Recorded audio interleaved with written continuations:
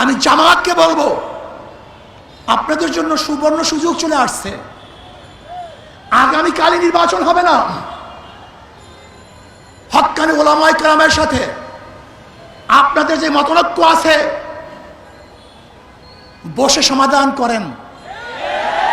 চমৎকার এক সুযোগ, চমৎকার এক সুযোগ।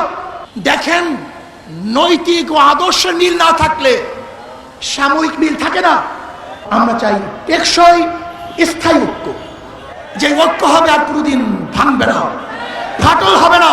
আপনারা আসুন, বসুন, হক্কানি ওলামায়ে কেরামের সাথে যে মতনৈক্য আছে সেই মতনৈক্যগুলি মিটিয়ে আমরা এমন টেকসই এক ঐক্যবদ্ধ হব যে ঐক্যবদ্ধ কেউ ভাঙতে পারবে না, কেউ চুটতে পারবে না। ইনশাআল্লাহ আগামী রাষ্ট্র হবে ইসলামের রাষ্ট্র। আসুন আমরা সম্মিলিতভাবে ইসলামকে বাংলাদেশে প্রতিষ্ঠা করার জন্য চেষ্টা করব। ইসলাম প্রতিষ্ঠিত হলেই সমস্ত জাতি, সমস্ত ধর্ম নিরাপদ থাকবে।